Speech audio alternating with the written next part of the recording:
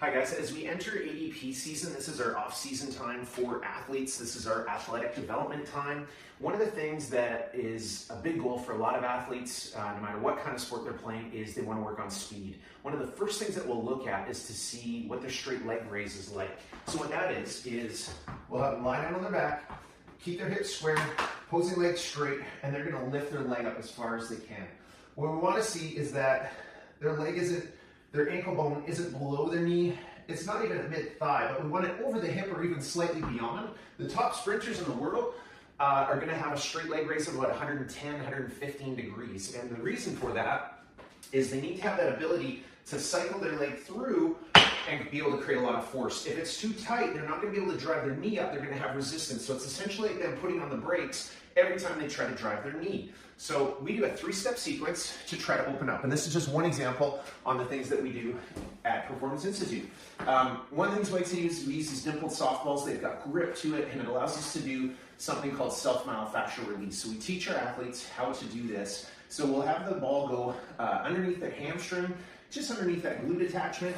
They'll load their body weight onto the ball, and then they'll start to extend. So we're applying compression, and they'll often refer to this as like a tack and stretch method. So we're trying to apply force, and then we're going to try to open up those tissues. So what we're doing is opening up the fascia that surrounds the muscle to help loosen it. So think of this first step as tissue quality. So to see good improvements in that, we want to spend about 2 minutes on each leg.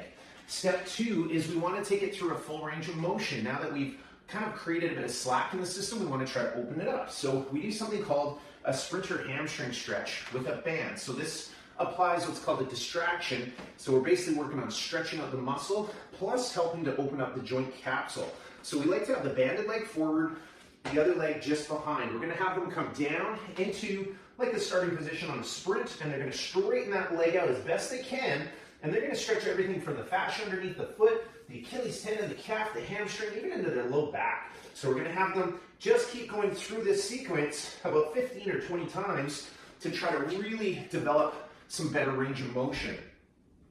Step 3 is we need to build strength within these new ranges. So we need to load the muscle up some way. If we only stretch a muscle, what happens is the body is flimsy and flexible, but it doesn't necessarily have the strength and capacity within those ranges.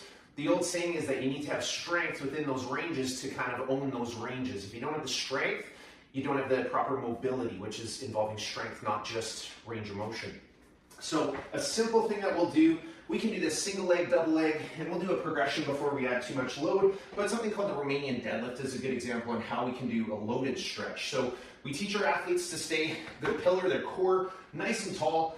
They're going to try to reach their hips back, and we're going to take them into this hamstring stretch as far as they can while they can maintain good form. If they start to break, we limit their form, but this is a way that we can load those hamstrings and that posterior chain to improve range of motion as we go. So always think of it as a 3-step sequence. We want to do that myofascial release. Think of that as the tissue quality. To 2, we want to take it through a good range of motion.